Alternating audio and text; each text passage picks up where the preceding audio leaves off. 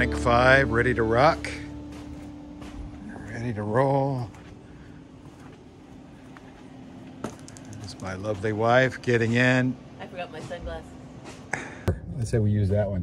What one? The iPhone shot. Okay, we're off like a herd of turtles heading for Yakima. We're going over to see my mom. She doesn't really know we're coming yet, but she'll find out soon. The camera's over there. She'll find out soon. Okay, here we go. I'm excited. One thing I learned from my mom is if they're gonna take the picture anyway, you might as well smile. That's right. Okay, let's go to the Electrify America app. Let's go to Yakima, which is right there.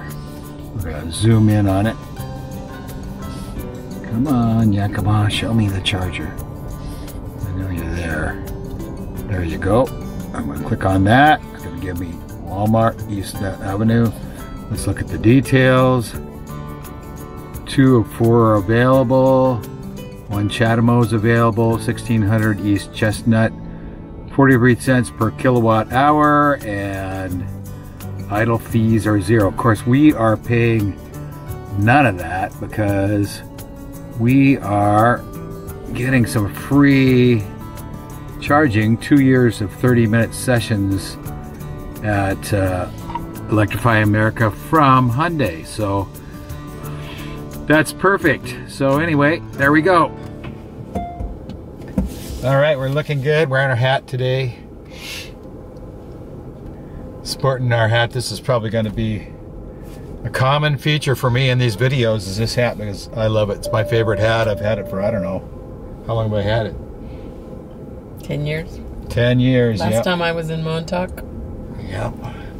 I've never been to Montauk, so, you know, usually people wear the hat from where they went, but in this case, I've never been there. But I do plan to go there someday. So anyway, off we go to Yakima. And this is how we're going to do it. We will be going through the Yakima River Canyon today, which is our favorite part of this trip. We do this trip really often to see my mother, who is pushing 90. So she's in a assisted living home over there. She has her own apartment, which is really nice. And it's about a 2.5 hour drive, depending upon traffic, and we do it probably once every couple weeks, or maybe at least once a month for sure. So we'll be talking with you later. We're on the I-5 Ship Canal Bridge right now, which it approaches downtown Seattle, which you can see. Freeway goes right under Seattle.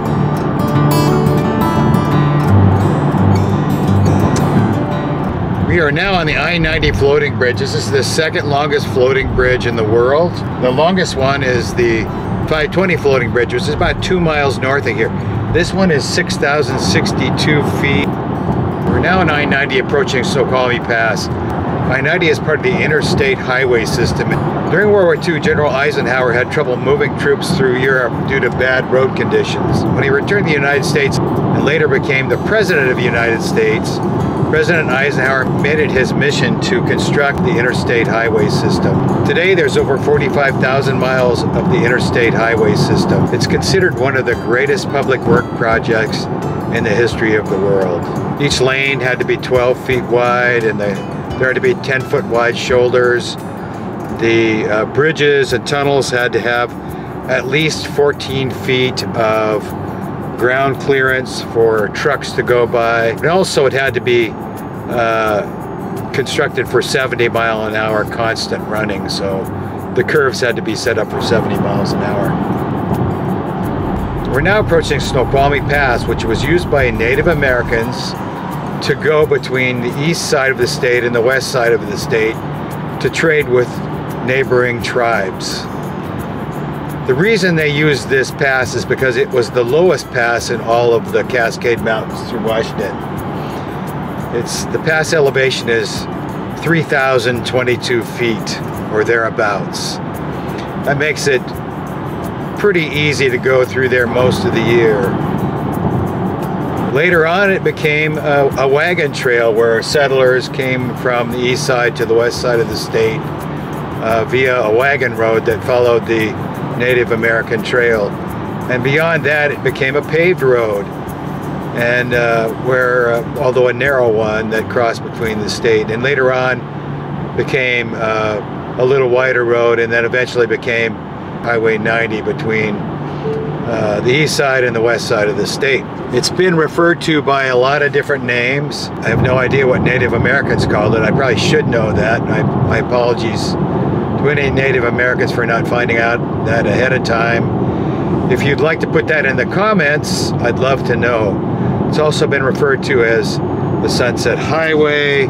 It's been referred to as State Highway 10, and then State Highway 2 South, and then later on Interstate 90.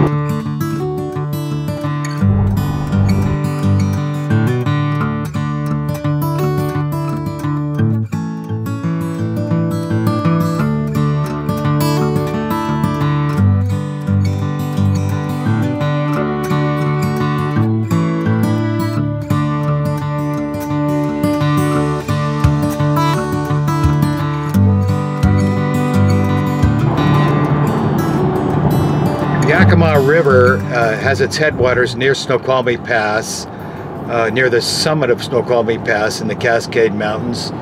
It flows from there onto the Columbia River, and it's been a source of fishing for the Native Americans in the past and maybe even the present. It is a major source of irrigation for the Yakima area, which includes wineries and hops. Hops for beer, and also apples. Apples are huge in the Yakima area, so a lot of apple orchards. So the Yakima River is an irrigation source for all that. It's just a great place to hang out, and as you can see, very scenic.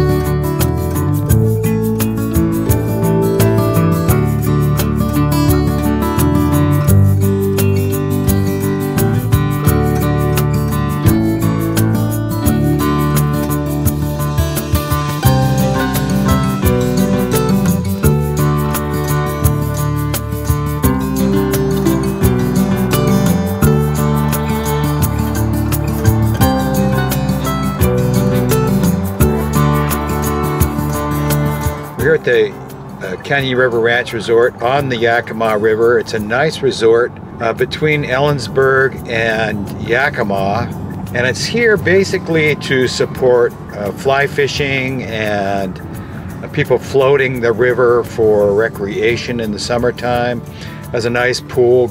It's got a great restaurant hooked onto it, shop that caters to fly fishermen, and you can buy all your fishing equipment that you need, as well as you know, just hats and t-shirts and things from the resort. Even the Canyon River Ranch. Got some. And I'm doing the Wordle. You're doing the Wordle. Here we're out in beautiful country, and you're doing a Wordle. Did you buy something? Nope. Wow. Oh. First.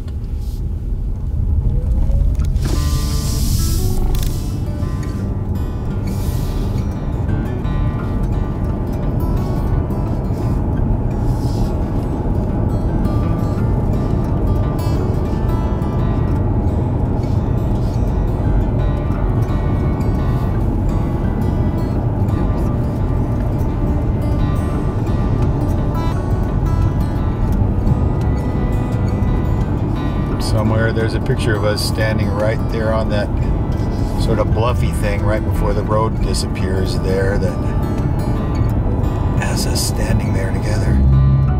Let's try to over control this thing for a second.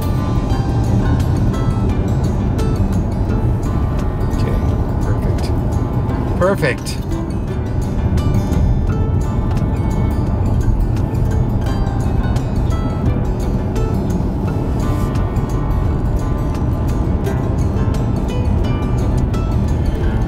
Well, beautiful. It's beautiful. Okay, so here we are at the Walmart in Yakima. We've done 151 miles, an average of 2.8 miles per kilowatt, but I was actually driving 76 miles an hour over a mountain pass, so that's why our efficiency is a little bit lower than it might have been on a flat area. The Ioniq5 comes with 2 years of free 30-minute fast charging sessions at Electrify America. Now, if you get in and you push the charge button without your foot on the brake, the first push starts the accessory mode and turns on the radio, which is great if you just want to sit there and listen to the radio during your charging session. But if you want heat and you want to see more information, then you need to get in and push the button twice. That turns on all of the accessories, but that will allow you to get to the charging screen, run your heat, your air conditioners, your heated seats, and yes, it slows your charging process down just a little bit, but you know, staying in a warm car, being able to see your charging situations and all that is probably a little bit better thing. Okay, so we're starting our trip back to Seattle from Yakima. We did one charging session here, and we will be maybe trying to make it all the way. We'll see what the headwinds are like. If we have any kind of tailwind, if we slow down a little bit, which is hard for me, then we might be able to make it on this one charge. It says we have 196 miles of range. It's 154 miles to go.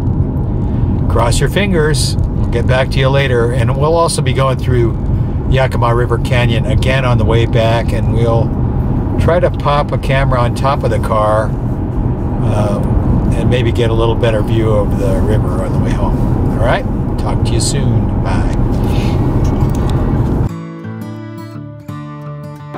You'll hear me referring to a lot of places like Seattle and Snoqualmie and Yakima. All of these are tribal names from Native Americans in the Northwest. Some of them are super accurate. Well, you know, as accurate as the settlers could be to reproducing the native tribal words. My apologies to the tribes of the Northwest for my own mispronunciations. So sorry for that. If you are a Native American and you'd like to correct any of my pronunciations, feel free to do that in the comments below.